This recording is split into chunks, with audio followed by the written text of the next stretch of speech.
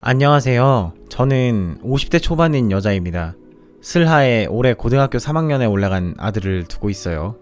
오늘은 제 인생에서 겪었던 가장 충격적인 일에 대해 말씀을 드리고자 합니다.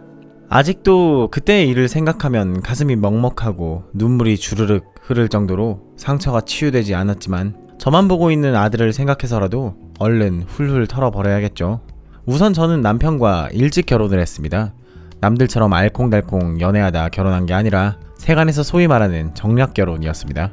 저희 집안은 대대로 무역업을 하던 집안이라 아버지도 자연스레 할아버지의 사업을 물려받아 무역회사를 운영하고 계셨고, 다행히 아버지도 사업가의 기질이 있어 할아버지가 닦아놓은 사업의 초석을 더욱 갈고 닦아 번창하게 되었죠. 저나 저희 오빠 같은 경우 평생을 돈 걱정 없이 하고 싶은 거 다 하면서 살아왔었어요. 당시 저는 2년 정도 사귀고 있었던 남자친구가 있었는데요. 대학에서 만나 졸업 후 결혼까지 하겠다는 야무진 꿈을 꾸고 있었지만 그 꿈은 집안의 의사를 드려야겠다는 아버지의 말씀 한마디에 산산조각이 나버렸죠. 그렇게 억지로 남자친구와 헤어진 후 20대 중반이 되자마자 저보다 6살 연상이었던 아버지가 골라준 의사와 결혼하게 되었습니다. 사실 결혼식장 들어가기 전까지 몇 번 만나보지도 못했던 제 남편을 처음 봤을 땐 무뚝뚝하기 그지없던 첫인상에 전 많이 실망하게 되었고, 평생을 저런 남자와 살아야 한다니 정말 내 인생 별거 없구나 하며 마음이 다친 채로 결혼을 하게 되었어요. 좋게 말하면 남자다운 거고, 나쁘게 말하면 숫기 없고 말없는 모습이 어렸던 제 입장에선 진짜 별로였거든요. 그래서 결혼식장에 남편과 손잡고 들어가는 날까지 저는 굳은 표정으로 일관했고, 하객들 사이에선 새 신부인데 전혀 행복해 보이지가 않는다, 저래서 결혼생활 잘 하겠냐 라는 소리를 들을 정도로 남편이 정말 싫었습니다. 그도 그럴 것이 20대 중반에 한참 풋풋한 나이에 말 한마디 제대로 섞어보지 못한 남자와 아무 감흥 없이 결혼해야만 하는 제 자신이 너무나도 불쌍했거든요. 하지만 미운정 고운정이라는 말이 있듯 싫어도 늘상 한 지붕 아래에서 살부대끼며 살다 보니 같이 지내면 지낼수록 조금씩 남편에게 정이 들게 되었고, 좋은 점도 보이게 되었죠. 예를 들자면 추운 날 짧은 미니스커트를 입고 나온 제게 영하의 날씨에 자기도 추울 텐데 말없이 코트를 벗어 제게 걸쳐준다던가, 차에 탔을 때 담요로 쓰라며 어디서 귀여운 캐릭터 모양의 담요를 준비해준다던지, 알게 모르게 소소하게 절 챙겨주는 모습들이 꽁꽁 얼어붙어있던 제 마음을 따스하게 녹여갔죠.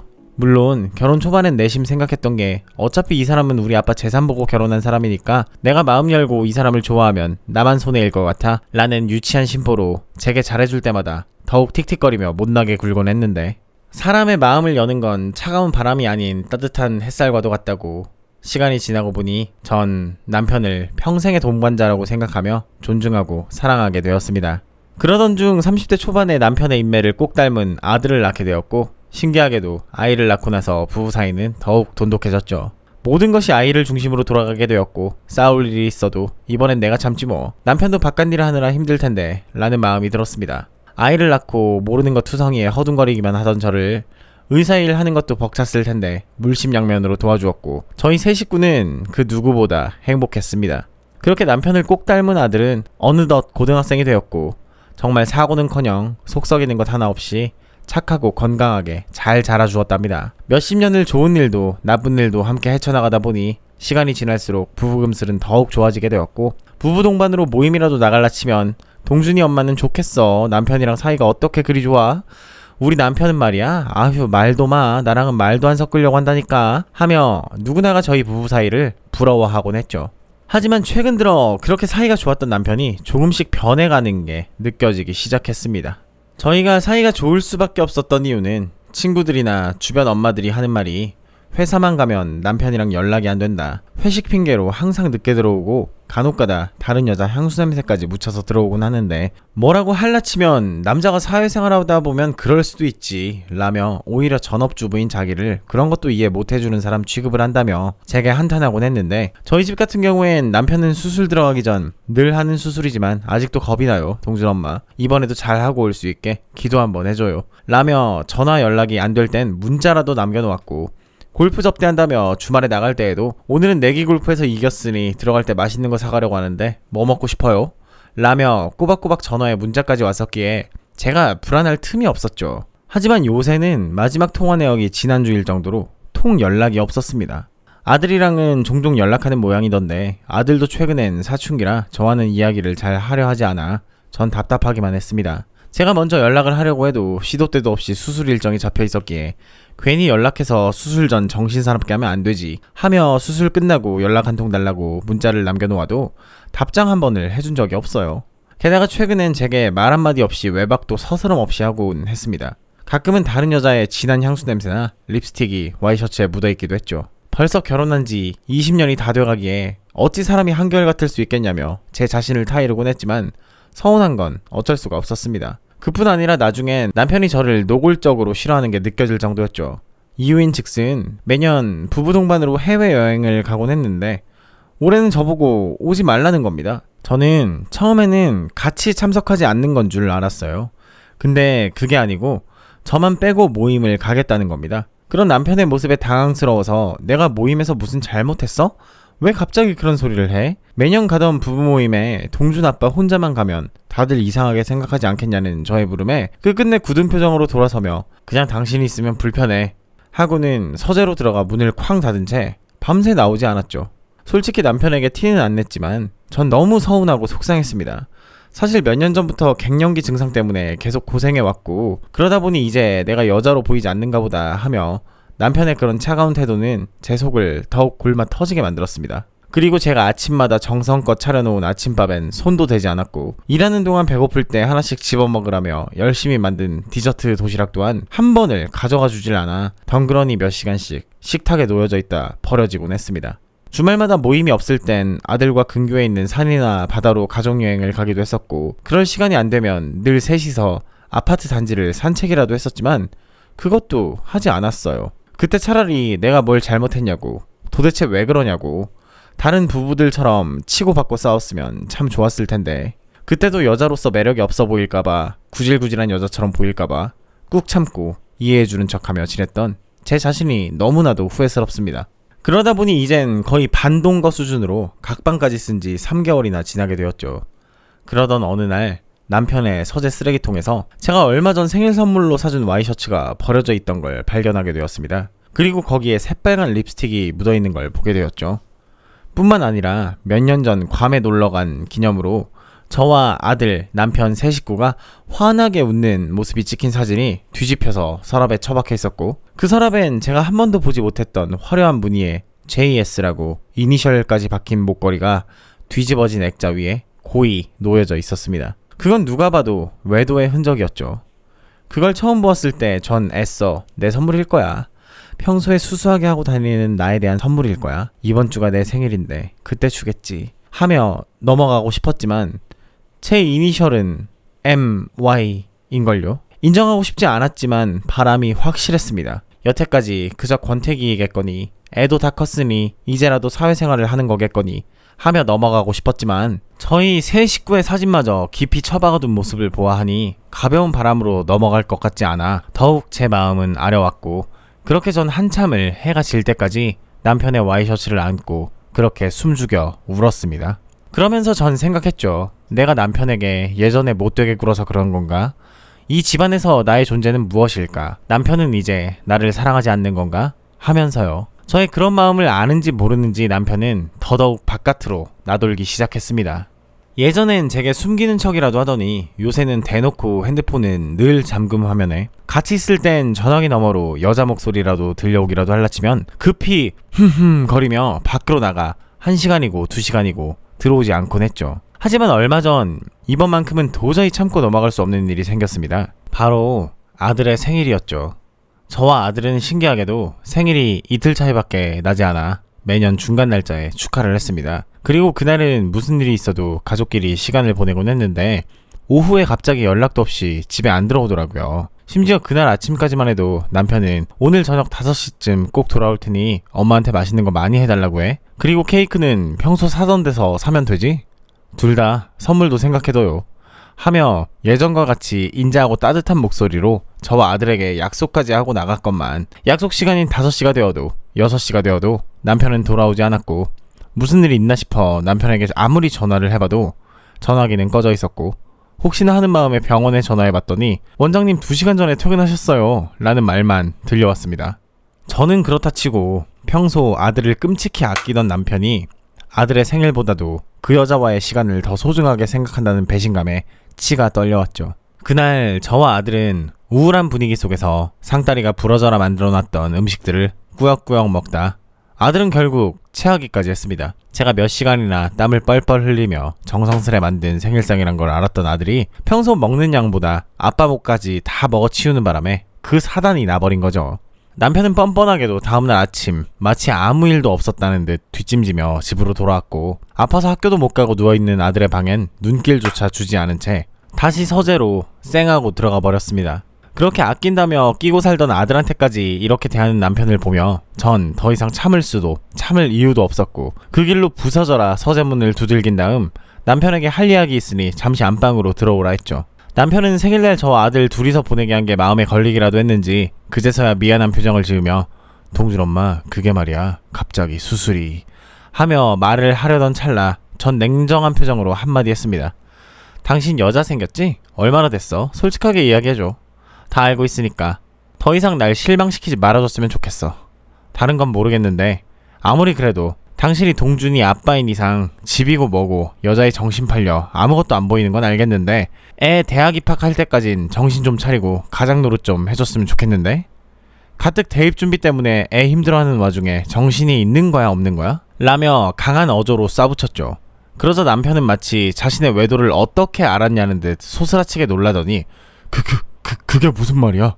여자라니? 내가 바람이라도 피웠다는 거야? 사람을 뭘로 보고? 동준 엄마, 내가 그럴 사람으로 보여요? 요새 병원 일 때문에 바빠서 며칠 못 들어온 걸로 어떻게 날 그렇게 몰아갈 수 있어? 내가 그깟 여자 하나 때문에 가정까지 버릴 천하의 파렴치한으로 보여? 하며 되려 더 큰 소리를 쳤고 전 눈 하나 깜빡하지 않고 아무것도 들어있지 않은 빈 서류 봉투를 하나 꺼내 이게 뭔지 알아? 나 다 알고 있어. 지금이라도 얼른 말하는 게 좋을 거야. 집에만 있다고 날 바보 병신 취급하는 것도 정도가 있어. 솔직히 말하지 못해? 라며 담담히 이야기했더니 잡아 떼던 것도 잠시 남편은 누나를 이리저리 굴려가며 제게 솔직하게 털어놓더라고요. 썸이야. 아니지. 그냥 몇 번 만나서 커피 마시고 영화 2번 본 게 다야. 내가 동준이랑 당신을 두고 바람을 피울 리가 없잖소. 이 나이 먹고 바람이라니 당신이 잘못 안 거겠지. 그럼 이 목걸이는 뭐야? 이니셜은 뭐고? 설마 내 거라고 말하고 싶은 거야? 이 봉투 동준이 앞에서 같이 열어봐도 바람 아니라고 잡아뗄 수 있겠어? 그리고 나는 그렇다 쳐도 당신은 동준이한텐 그래선 안 됐어. 정말 실망스럽다. 추잡해. 추해. 역겨워. 하며 냉정하게 말했더니 미안. 만난 지 얼마 안 됐어. 몇 개월? 알잖아. 당신도 예전에 연애해봐서 썸이란 게 지금이 제일 좋을 때잖아.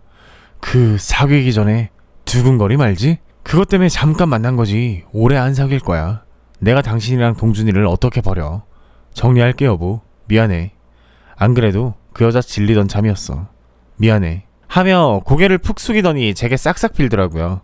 어렴풋이 짐작은 하고 있었지만 이렇게 듣고 보니 남편이 괘씸하고 미워지더군요. 저뿐 아니라 생일날 이후로 아들도 아빠의 외도에 대해 눈치를 챈 것 같아 가뜩이나 사춘기 때문에 정서가 불안한 아들에게 의사 아빠라는 양반이 생일날 다른 여자 때문에 집에 들어오지도 않고 아프다고 끙끙거리는 애는 뒷전인 모습들에 정말이지 오만정이 다 떨어져 버렸죠. 전 그날 이후로 혹시 모를 만약의 상황을 대비하여 남편의 모든 외도 증거를 모아둬야만 했습니다. 그날도 남편이 순순히 고백해준 덕분에 핸드폰으로 전부 녹음하고 있었죠. 하지만 제게 미안하다고 싹싹 빌던 것도 잠시 알아서 관계를 정리하겠거니 하며 며칠간 남편에게 유예기간을 주었지만 웬걸요. 오히려 더 당당하게 그 여자를 만나러 다니기 시작했습니다. 그날 제게 미안하다고 빈 건 도대체 무슨 마음이었을까요? 저에 대한 기만일까요? 아니면 20년 가까이 살아온 저에 대한 잠시나마의 미안함이었을까요? 심부름센터에서 제게 보내준 자료들을 보니 남편은 더욱 가관이었습니다. 제게 헤어지겠다고 말했던 그 다음날 아들이 아파서 이틀 동안 학교를 가던 말던 새벽같이 몰래 일어나 그 여자네 오피스텔에서 한참을 있다가 백주 대낮이 되어서야 병원에 출근을 했고 갖가지 불륜 장소로 유명한 곳에서 대낮부터 은밀한 미래를 즐기는 모습이 생생하게 동영상과 사진으로 박제되어 있었고 천천히 그런 내용들을 보고 있자니 전 우라통이 터지고 손발이 부들부들 떨렸습니다. 그뿐일까요? 이젠 하다하다 병원에서 몇 년간 함께해온 수간호사 몇 명을 제외한 이번에 새로 뽑은 신입 간호사들은 저 말고 그 여자가 사모님인 줄 알고 사모님 해가며 몇 번 불러줬더니 이젠 그걸 즐기면서 저 몰래 병원까지 드나들고 있더랍니다. 전 평소 남편의 병원에 자주 들리거나 하지 않았습니다. 괜히 제가 가면 간호사들이나 남편이 불편해할까 봐서요. 사모님 소리도 낯뜨겁고요. 하지만 그런 저의 배려가 오히려 제 목을 조르는 꼴이 되어버렸네요. 진짜 부인인 제가 병원에 드나들질 않으니 상간녀는 마음 놓고 사모님이랑 감투까지 써가며 자신이 진짜 병원장 사모님이 된 것 마냥 병원에 제 집 드나들듯 드나들며 할 일 없이 간호사들이나 괴롭히고 있단 걸 최근에 알게 되었습니다. 그것도 저와 오래전부터 알고 지내던 수간호사가 조심스레 말해줘서 이번에 알게 되었죠. 왜 그런 큰일을 이제서야 말했냐고 물어보았더니 제게 솔직하게 털어놓으면 제가 충격받고 쓰러질까봐 여태 말을 못했다고 하더군요. 그러면서 근 1년 가까이 남편과 상간녀의 행동을 지켜만 보며 끙끙 앓다 이번에 제게 다 털어놔 주었고요. 그러면서 하는 말이 10년 이상 근속한 수간호사들 빼고 최근 신입 간호사들이 그만두는 일이 잦았는데 그게 다 상간녀 때문이란 겁니다. 이유인 즉슨 최근 환자들이 들어 가뜩이나 일도 힘들어 죽겠는데 상간녀라는 년이 병원까지 쫓아와 자기 수발을 들으라며 마치 간호사들을 하인처럼 부린다는 이야기까지 듣고 저는 화가 머리 끝까지 치밀어 올라 그 길로 병원으로 쫓아가게 되었습니다. 그것도 그럴 것이 그 병원 저희 아버지가 남편에게 차려준 병원이거든요. 예전부터 할아버지가 가지고 있던 도심에서 가장 노른자땅 건물을 아버지가 물려받아 계속 세만 주며 월세만 받다가 저 결혼할 때 의사 사위를 집안에 들인다며 8층짜리 건물 전체를 병원으로 리모델링해서 남편에게 주었던 거죠. 그 당시 남편이 의사였긴 하지만 워낙에 집안이 가난하여 개업도 못하고 몇 년을 페이닥터로 페이 높은 병원만 찾아다니며 돌아다니던 찰나 제 아버지의 눈에 들게 되었고 저와 결혼해서 우리 집안에 들어와 준다면 병원 하나 개업해주겠노라 아버지와 약속했었답니다. 그리고 그때 남편이 받은 병원이 지금의 병원인 거죠. 은혜를 원수로 갚아도 유분수지. 저희 동네에서 가장 유동인구가 많은 사거리의 비싼 땅에 8층짜리 병원을 통으로 받아놓고 어떻게 거기서 상간녀와 시시덕거릴 생각을 했을지 남편의 머릿속을 열어보고 싶었죠. 아무튼 수간호사에게 방금 병원으로 남편과 상간녀가 같이 출근했단 말을 듣고 서둘러 병원으로 쫓아가게 되었죠. 병원에 도착해서 8층에 있는 남편의 병원장실로 들어가자마자 전 경악을 금치 못했습니다. 여기가 병원인지 모텔방인지 병원 일은 뒷전에다가 간호사들 전부 출입금지 시켜놓고선 둘이 벌거벗고 껴안고 있더라고요. 제가 들어가자마자 남편은 화들짝 놀라며 아니 동준 엄마 이게 무슨 여기에 무슨 일이야 하며 어버버거리고 있었고 그 와중에 상간녀는 태연하게 옷을 주워 입더니 거울을 꺼내 립스틱을 고쳐 바르고선 소파에 앉으며 제게 한마디 하더라고요. 어머 안녕하세요 동준 어머니 처음 뵙겠습니다. 이희한테 이야기는 많이 들었어요. 듣던 대로 병원장 사모님답지 않게 수수하고 구질구질 하시네요. 아휴 성준씨도 참 아무리 정략 결혼이라 해도 어떻게 이런 아줌마랑 결혼할 생각을 했을까? 나랑 너무 차이나잖아. 누가 봐도 그냥 시장 바닥에서 야채 가격이나 깎을 법한 뚱땡이 아줌마인데요? 하며 절 도발하기 시작했죠. 네 맞습니다. 저 남들이 보면 그냥 아줌마입니다. 평생을 남편이랑 아들 뒷바라지만 하느라 저 꾸미는 건 뒷전이고 병원장 부인답지 않게 평소에 수수하게 하고 다닙니다.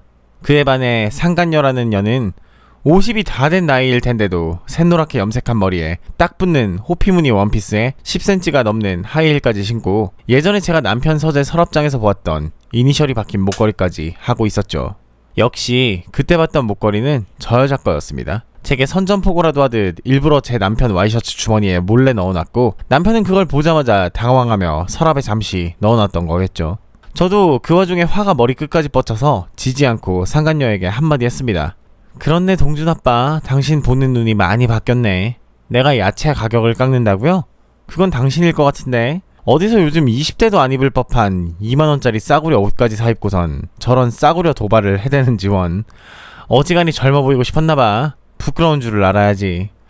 아휴 향수 냄새 딱 봐도 어디 길바닥에서 파는 만원짜리 향수인 것 같은데 아주 코가 썩을 것 같아.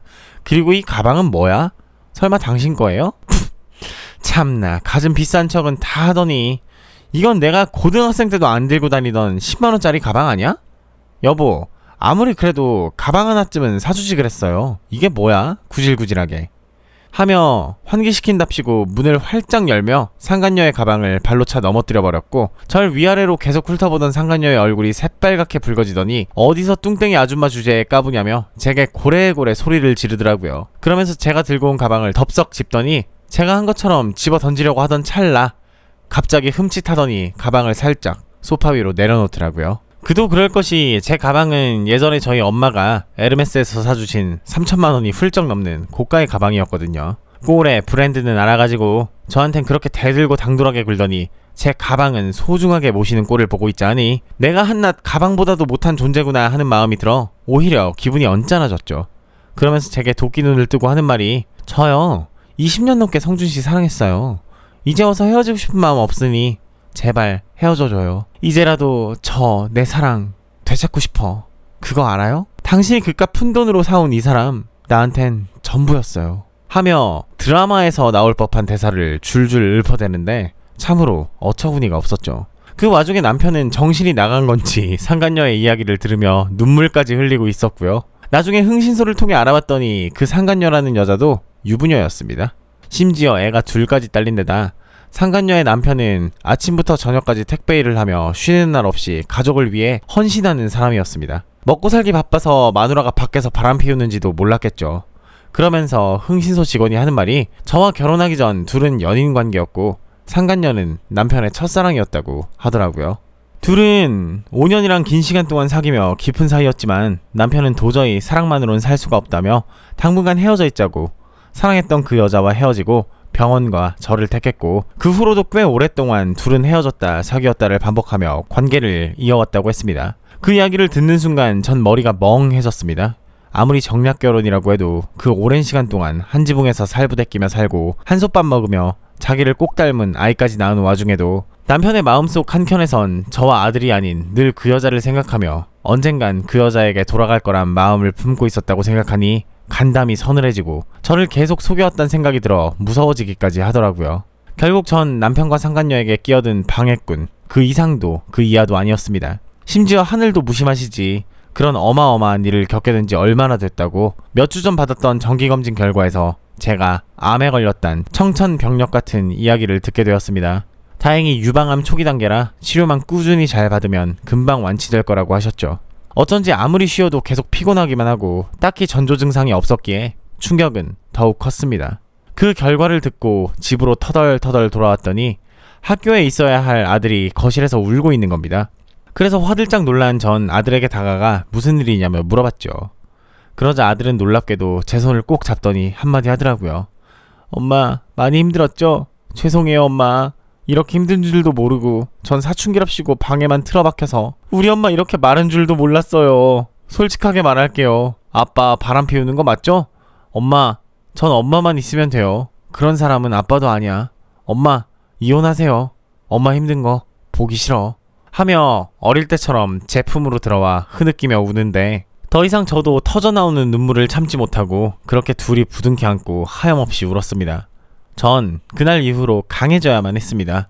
저와 아들을 위해서요. 죽기보다 싫었던 항암 치료를 싫은 내색 한번 하지 않고 꾸준히 받게 되었고 운동도 열심히 하며 한편으론 남편과의 이혼 준비도 소홀히 하지 않았죠. 더 이상 남편의 얼굴을 마주하는 것이 전처럼 괴롭지 않게 되었습니다. 그저 남편을 투명인간 취급하며 이혼하기 전까지 조용히 시간만 흐를 뿐이었죠.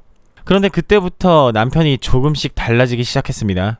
예전처럼 가정에 충실해졌다고 해야 하나요? 연락 한 통 없던 모습은 어디 가고 다시 수술 들어갈 때마다 무슨 일을 할 때마다 꼬박꼬박 연락을 하기 시작했고 시도 때도 없이 했던 외박도 전혀 하지 않게 되었죠. 심지어 치료받느라 힘들어서 집에서 아무것도 안 하고 쉴 때에도 말없이 자기가 모든 집안일까지 도맡아 했고 제가 암에 걸렸다는 걸 어떻게 안 건지 눈물까지 글썽이며 제가 병원 갈 때마다 데려다 주었습니다.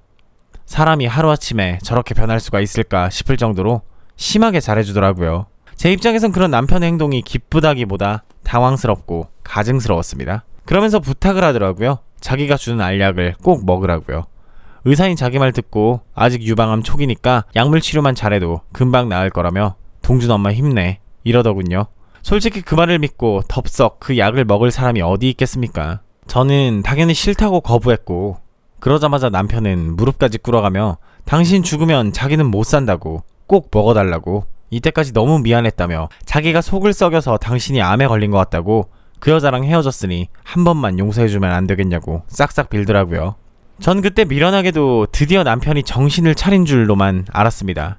20년 가까이 질기게도 이어진 그 여자와의 관계가 제가 암에 걸린 뒤 끊어진 줄로만 알고 등신처럼 남편이 준 약을 착실하게 먹기 시작했습니다. 제가 약을 잘 챙겨 먹을수록 남편은 저와 아들에게 헌신적으로 굴게 되었죠. 하지만 금방 나을 거라고 한 남편의 말과 달리 제 몸 상태는 점점 더 안 좋아졌습니다. 머리만 감았다 하면 한 움큼씩 머리카락이 빠지질 않나, 뚱땡이 아줌마라는 소리까지 들었던 몸무게가 15kg나 빠져 말라깽이가 되어버렸고 혈색은 더욱 안 좋아졌죠. 그래서 너무 걱정이 된 나머지 전담 주치의를 만나 상담해봐야겠다고 병원에 데려가 달라고 남편에게 이야기를 해봐도 남편은 한사코 안 된다며 제게 필요한 건 휴식이라고 절 거의 집에 가둬놓다시피 했죠. 그러던 어느 날 전 충격적인 사실을 알게 되었습니다. 남편이 가정에 헌신적으로 변했을 때부터 남편의 잠금하면은 어느새 풀려 있었고 제가 침대에 누워있는 날이 많아지면서 남편도 마음이 풀어졌는지 자신의 핸드폰을 화장대에 올려두고 집안 마트에 다녀온다며 잠시 나가더라고요. 그래서 저는 무심코 남편의 핸드폰을 집어들어 보게 되었고 거기엔 관계가 끝난 줄로만 알았던 상간녀와의 문자 내역이 고스란히 남아있었습니다. 불과 몇 분 전까지 연락을 주고받았더군요. 그러면서 둘이 하는 말이 약은 잘 주고 있지? 얼른 그 뚱땡이년 돼져버렸으면 좋겠네. 명줄도 길지. 빨리 그년 돼지고 내가 당신 부인이 되고 싶다는 말과 약은 꼬박꼬박 먹이고 있는데 생각처럼 되질 않네. 나도 얼른 당신을 부인으로 맞이하고 싶다 라는 남편의 미친 소리가 그대로 남아있었습니다. 그러면서 마지막으로 하는 말이 제가 암 초기가 아니라는 겁니다. 지금 당장 입원해도 이상하지 않을 몸 상태였고 남편이 주는 약을 고지고대로 믿으며 먹고 있다가 점점 암이 악화되고 있었던 거죠. 저는 그런 충격적인 대화 내용을 보고 너무나도 무서워지기 시작했습니다. 역시 사람은 변하지 않는다고 둘은 제 목숨을 파리 목숨처럼 여기며 절 기만하고 있었더라고요. 가정에 헌신적인 척 하던 것도 몸이 아프면 마음도 약해진다고 미련하게 남편의 말을 고지고대로 믿으며 그 약을 먹이게 할 심산으로 제게 잘해주는 척 했던 거였고 아마 그때 그 문자 내역을 보지 못하고 남편만 믿고 있었더라면 3개월 안에 저는 죽은 목숨이었을 겁니다. 어떻게 사람이 그럴 수가 있을까요? 전 후들거리는 다리를 부여잡고 남편의 핸드폰 문자 내역을 캡처한 다음 침대를 박차고 나와 병원으로 달려갔죠. 그리고 그날부터 바로 항암 치료에 들어가기 시작했습니다. 제 주치의는 어떻게 몸이 이 지경이 될 때까지 병원에 오지 않았냐며 안 그래도 연락이 닿지 않아 너무 걱정되었다며 저를 당장 입원시켰고 학교에 있던 아들에게 연락해 일단 할아버지 할머니 집에 가 있으라고 시켰죠. 그리고 전 바로 엄마 아버지에게 솔직하게 모든 걸 다 털어놓았고 아버지는 크게 분노하며 당장 이혼하라며 즉시 변호사를 선임했습니다. 아버지는 의사사위를 드리려다 딸을 죽일 뻔했다며 바짝 마른 몸으로 병상에 누워있는 저를 보며 미안하다고 우셨습니다. 그 후 아무것도 모른 채 시시덕거릴 남편과 상간녀에게 제 변호사는 모든 이혼 유책 사료와 살인미수죄가 적힌 고소장을 보냈고 아버지 명의로 되어 있던 병원을 폐업시켜버린 후 상간녀의 직장과 상간녀 남편의 직장까지 불륜 고소장을 보내버렸죠. 한동안 정말 난리도 아니었습니다. 남편이 저희 친정으로 찾아와 제 아버지 다리를 붙들며 죄송하다고 한 번만 봐달라며 다신 그런 실수 없겠다고 했지만 그런 말이 과연 통했을까요? 아버지는 파렴치하고 고얀 새끼 은혜도 모르는 놈이라며 호통치시며 경원을 불러 남편을 흠씬 두들겨 팬 다음 내쫓아버렸고 그렇게 남편은 8층짜리 병원을 가진 병원장 의사에서 하루아침에 모든 걸 잃어버린 빈털터리 전과자가 되어버렸죠. 제 명의로 되어 있던 아파트에서 남편의 짐을 죄다 싸서는 상간녀 집 주소로 보내버렸고 그 후 상간녀도 모든 걸 잃어버린 채 남편에게 이혼당했다고 했습니다. 참으로 꼴이 좋더군요. 어디서 하룻강아지 법무사온 줄 모르고 자신이 이루었던 모든 것들이 저와 제 아버지가 해줬던 것이란 걸 까맣게 잊어버린 채 인면수심에 정신나간 짓거리를 해댔던 것인지 저로서는 도무지 이해가 가지 않았습니다. 이혼 직전 남편이 제게 전화가 와서는 한 번만 용서해달라고 싹싹 빌길래 저는 차가운 목소리로 한마디 했습니다. 50 넘은 나이에 빈털터리가 되어 20대 때 못 이뤘던 사랑을 지금이라도 이루면 되겠네. 축하해 성준씨. 그 여자랑 잘 살아봐. 물론 가진 건 그때처럼 하나도 없겠지만 말이야. 아, 그래도 건강한 몸뚱이는 있으니 페이닥터로 어디 취업하면 되겠네. 아, 페이닥터도 이제 취업할 수가 없겠지? 전과자가 되었으니까 말이야. 그럼 수고해 하며 끊어버렸죠. 정말 통쾌했습니다. 그 후 어느덧 고등학생이었던 아들도 대학생이 되었고 저도 저만 생각하며 치료에만 전념했더니 일상생활이 가능할 정도로 몸이 많이 좋아졌습니다. 앞으로 다시 시작한다는 마음가짐으로 열심히 한번 살아보려 합니다. 저의 충격적인 이야기가 어떠셨나요? 제 이야기는 여기까지입니다. 긴 사연 들어주셔서 감사하고요. 항상 건강이 제일입니다. 모두들 건강하시고 행복하세요. 감사합니다.